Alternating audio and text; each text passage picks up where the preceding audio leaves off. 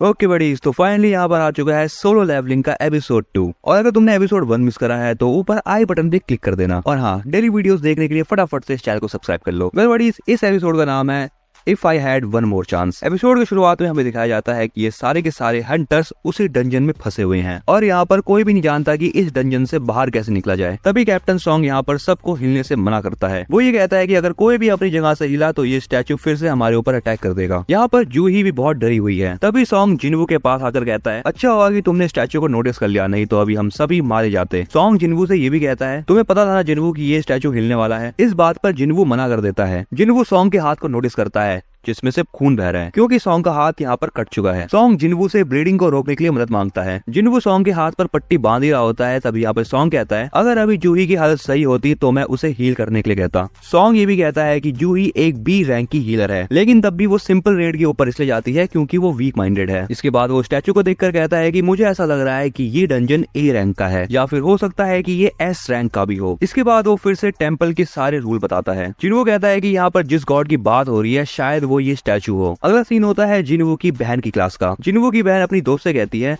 Class start होने वाली है, तुम कहाँ चली गई थी? जिसका आंसर देते हुए उसकी दोस्त कहती है कि उसे कुछ काम आ चुका था। तभी हमें बताया जाता है कि जिन्वू की बहन का नाम है जिनहा। जिना की दोस्त उससे कहती है कि तुम्हारा भाई हंटर है ना? जिना कहती है हाँ, लेकिन वो एक ई रैंक हंटर है, इसीलिए जब भी वो मिशन से आता है उसके शरीर पे हमेशा कोई ना कोई चोट रहती है। जिसके बाद जिना अपनी दोस्त से कहती है कि तुमने ऐसी बात क्यों पूछी? उसकी दोस्त कहती है कि उसने ये बात बस ऐसी ही पूछ ली, लेकिन तभी वो खुद से कहती है कि अगर मैं उसकी जगह होती तो मेरी हालत ऐसी नहीं होती। अगला सीन फिर से डंजन का होता है। यहाँ पर सॉन्ग जिन्वू को कहता है, मुझे लगता कि हम उसके ओपोनेंट हैं। सॉन्ग जिन्वू से बात कर ही रहा होता है कि तभी पीछे से एक हंटर चिल्लाता है, मैंने एक बहुत बड़ी एसोसिएशन के साथ कॉन्ट्रैक्ट किया है, इसलिए मैं अभी यहाँ पे नहीं मर सकता। वो ये बताता है कि उसे अपनी स्पीड के ऊपर इतना भरोसा है कि वो किसी के भी अटैक से बच सकता है। लेकिन जैसे वो अपनी फुल स्पीड का यूज करके गेट की तरफ भागता है, स्टैचू ऑफ गॉड अपनी लेजर बीम से उसका पूरा शरीर उड़ा देता है, बस उसके पैर बच जाते हैं। एंड लिटरली बडीज, यहाँ पर ये वाला सीन बहुत भयानक था। इस हंटर के साथ अभी अभी जो हुआ ये देखकर बाकी के हंटर दोबारा से खौफ में आ जाते हैं। सॉन्ग कहता है कि ये चीज हमें चींटी की तरह कभी भी मसल सकती है। बट यहाँ पर जिन्वू थोड़ा कंफ्यूज है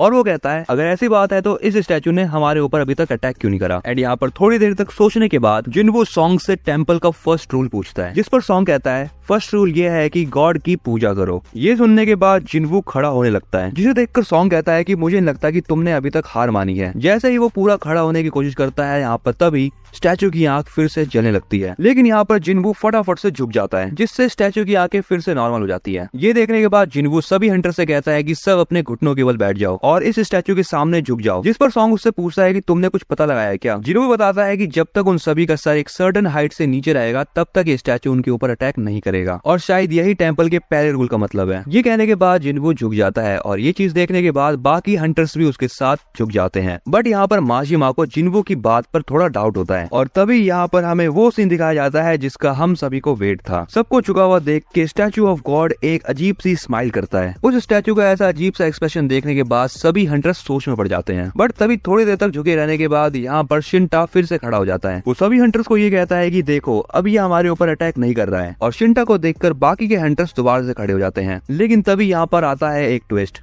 जो स्टैचू ऑफ गॉड बैठा हुआ था वो उन सभी को देखकर खड़ा हो जाता है। उस स्टैचू को खड़ा देखकर बाकी के हंटर्स फिर से यहाँ पे खौफ में आ जाते हैं। सॉन्ग यहाँ पर घबरा के जिन्वू से कहता है कि क्या तुम्हारे पास कोई आइडिया है? जिन्वू कहता है, मुझे ऐसा लग रहा है कि हम इस टेम्पल के रूल को वायलेट नहीं कर सकते हैं। लेकिन इसी के साथ साथ यहाँ पर स्टैचू ऑफ गॉड उन हंटर्स की तरफ आगे बढ़ता है। जिन्वू कहता है, सेकंड रूल में लिखा हुआ था कि गॉड को प्रेज करो। यहाँ पर बाकी के सभी हंटर ये बात सोच रहे होते हैं कि इस क्लू का क्या मतलब है। बट तभी एक हंटर आगे बढ़ते हुए कहता है कि मैं जानता हूँ कि गॉड को प्रेज कैसे करना है। जिसके बाद वो हंटर आगे बढ़ता है और सर झुकाकर कुछ भी बड़बड़ाने लगता है। ये चीज देखने के बाद बाकी हंटर्स कहते हैं कि ऐसा लग रहा है कि ये चीज काम कर रही है और ये स्टैचू अब स्लो हो चुका है। लेकिन यहाँ पर ये हंटर प्रार्थना कर ही रहा होता है कि तभी स्टैचू ऑफ गॉड अपने पैर से उस हंटर को कुचल देता है। उस हंटर का खून फ्लोर पर फैला हुआ देखकर बाकी के हंटर्स डर जाते हैं। इसके बाद फिर से वो स्टैचू आगे बढ़ने लगता है, जिसे देखकर माशिमा और शिंटा वहाँ से भागने लगते हैं। बट अब बारी होती है इस लड़की की, एंड ये लड़की भी यहाँ पर कुचली जाती है। सॉन्ग कहता है कि एक साथ भागना अच्छा नहीं रहेगा, इसलिए हम सब अलग हो जाते हैं। सभी हंटर्स अपनी जान बचाने के लिए इधर उधर भागने लगते हैं। भागते भागते शिंटा यहाँ पर सोचता है कि वो इस जगह पर तो नहीं मर सकता,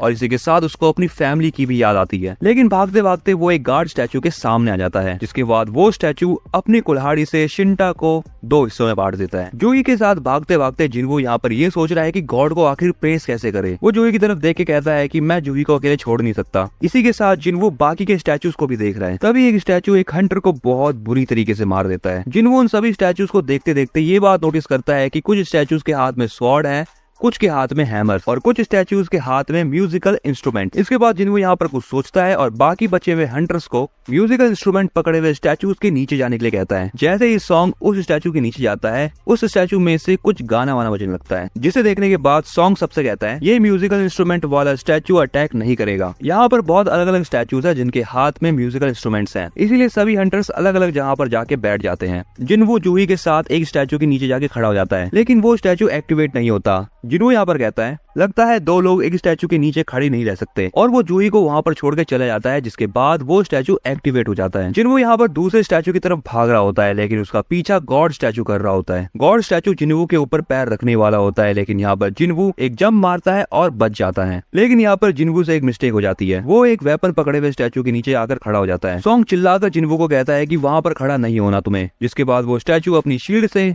जिन्वू के ऊपर अटैक कर देता है। यहाँ पर जूही चिल्लाती है, लेकिन हमें पता लगता है कि जिन्वू अभी भी जिंदा है और वो रेंगते रेंगते उस म्यूजिकल इंस्ट्रूमेंट वाले स्टैचू की तरफ बढ़ता है। यहाँ पर स्टैचू ऑफ गॉड भी उसके पीछे पड़ा हुआ है, लेकिन फाइनली यहाँ पर जिन्वू अपनी जान बचा लेता है, जिसके बाद उस स्टैचू से म्यूजिक बजने लगता है और यहाँ पर जिन्वू सोचता है कि यही तरीका है गॉड को प्रेस करने का। इसके बाद गॉड स्टैचू भी शांत हो जाता है और अपनी सीट पे जाके वापस बैठ जाता है और वो अजीब सी स्माइल करना भी बंद कर देता है। माहौल के शांत होने के बाद यहाँ पर जूही जिन्वू के पास भागती हुई आती है और उसे यहाँ पर पता चलता है कि जिन्वू का एक पैर आधा कट चुका है। जूही यहाँ पर अपनी हीलिंग मैजिक का बहुत ज्यादा इस्तेमाल कर लेती है, जिसकी वजह से उसके मुंह और आंखों में से खून निकलने लगता है। दूसरी तरफ यहाँ पर माशिमा सॉन्ग से कहता है कि तुमने एज अ कैप्टन बहुत जल्दबाजी में डिसीजन लिया और जो तुमने अपना हाथ गवाया है वो इस चीज का ही कर्मा है। ये बात सुनने के बाद यहाँ पर बाकी के हंटर माशिमा को चुप होने के लिए कहते हैं। सॉन्ग माशिमा को कहता है कि हाँ ये सारी गलती मेरी है क्योंकि फाइनल डिसीजन मेरा ही था, बट जिन्वू मनी मन सोचता है कि ये समय बहस करने का नहीं है क्योंकि अभी भी बहुत से रूल बचे हुए हैं। ये लोग यहाँ पर देखते हैं कि अचानक से गॉड स्टैचू अपना हाथ उठाता है, जिसके बाद यहाँ पर एक भूकंप आ जाता है और जमीन से एक चीज निकलती है, जिसे देखने के बाद जिन्वू बताता है कि ये एक ऑल्टर है और माइथोलॉजी के अकॉर्डिंग ये गॉड को सैक्रिफाइस देने के लिए यूज करा जाता है। और इसी के साथ वो तीसरा रूल बताते हुए कहता है कि बिलीव द गॉड। तभी माशिमा यहाँ पर कहता है कि जिन्वू मुझे पता है कि इसका मतलब क्या है, एंड यहाँ पर माशिमा अपनी तलवार निकालकर सॉन्ग के गले पर रख देता है। माशिमा कहता है कि मेरा दोस्त अपनी वाइफ से मिलने से पहले ही मारा गया, और वो सॉन्ग से कहता है तुमने ही कहा था कि ये सारी की सारी रिस्पॉन्सिबिलिटीज तुम्हारी है। माशिमा की ये सारी की सारी बातें सुनने के बाद सॉन्ग कहता है कि चलो ठीक है मैं अकेले जाता हूँ। पीछे बैठा हुआ जिन्वू यहाँ पर सोच रहा होता है कि ये अकेले कैप्टन की गलती नहीं है, हम सब ने ही यहाँ पर आने के लिए वोट किया था। जैसे ही सॉन्ग उस ऑल्टर के पास आगे खड़ा होता है, तभी वहाँ पर एक आग जलने लगती है, जिसे देखने के बाद सॉन्ग जिन्वू से कहता है कि मुझे कुछ और भी करना है। जिन्वू कहता है मुझे चेक करना पड़ेगा, और तभी वो इन दोनों हंटर्स की मदद मांगता है। वो उन दोनों से कहता है कि तुम मुझे ऑल्टर तक ले जाओ। जिन्वू और वो दोनों हंटर जैसे ही वहाँ पर जाते हैं, तभी वहाँ पर और भी ज्यादा आग जलने लगती है। जिन्वू सॉन्ग को कहता है कि उसको अभी तक पता नहीं चला कि आखिर करना क्या है। जिन्वू सॉन्ग से ये भी कहता है कि अगर हम यहाँ पर वेट करेंगे तो क्या हमें कोई रेस्क्यू करने आएगा। सॉन्ग कहता है कि डंजन क्रिएट होने के बाद आज 7वां दिन है और मुझे लगता है कि हमारे रेस्क्यू होने से पहले वो लोग एक्शन ले लेंगे। जिन्वू यहाँ पर सोचता है कि 7वें दिन बाद गेट पूरा खुल जाएगा, जिसे डंजन ब्रेक कहते हैं, जिससे होगा ये कि जो बीस्ट है वो ह्यूमन वर्ल्ड में एंटर कर जाएंगे। इसीलिए टाइम लिमिट पूरा होने से पहले उन्हें डंजन बॉस को हराना पड़ेगा, और अगर यहाँ पे ये लोग फेल हो गए तो ये स्टैचू भी ह्यूमन वर्ल्ड के अंदर जा सकता है। अगला सीन होता है जिना का, जो कि अपने मॉम से मिलने हॉस्पिटल आई है। जिना यहाँ पर अपनी मॉम से बहुत सारी बातें कर रही होती है, लेकिन उसके बदले में उसकी मॉम कोई भी रिस्पॉन्ड नहीं करती। अगला सीन फिर से डंजन का होता है, जहाँ पर जिन्वू माशिमा और जूही से उस ऑल्टर के पास आने के लिए कहता है, जिससे बाकी की बची हुई फ्लेम्स भी जल जाए। जैसे ही माशिमा और जूही इस ऑल्टर के पास जाते हैं, बाकी की बची हुई फ्लेम्स भी जल जाती है, जिसके बाद उस ऑल्टर में से एक बिजली निकलती है, जिससे होता यह है कि रेड फ्लेम्स के अराउंड एक ब्लू फ्लेम भी बन जाती है। एंड ऐसा होने के बाद उस टेंपल का गेट भी खुल जाता है। ये सभी आपस में बात कर ही रहे होते हैं कि आखिर ये सब हो क्या रहा है, लेकिन तभी बचे हुए जितने भी स्टैचू हैं वो सारे के सारे एक्टिवेट हो जाते हैं और इनकी तरफ बढ़ने लगते हैं। जिन्वू जूही को आग बंद करने से मना करता है। जिन्वू कहता है कि अगर ये लोग कहीं और देखेंगे तो ये स्टैचूज उनकी तरफ और भी ज्यादा तेजी से बढ़ने लगेंगे। जिन्वू यहाँ पर इस चीज को बचपन में खेले जाने वाले एक गेम से कंपेयर करता है। वो कहता है कि अपनी आंखें खुली रखो और इन सभी स्टैचूज के ऊपर रखो, लेकिन यहाँ पर इस हंटर की आंखें दुखने लगती है और वो अपनी आंखें झपका के उस गेट से भाग जाती है। उस हंटर के भागने के बाद यहाँ पर ये गेट थोड़ा सा बंद हो जाता है। उस हंटर के भाग जाने के बाद यहाँ पर सॉन्ग जिन्वू से कहता है कि आखिर ये सब चल क्या रहा है।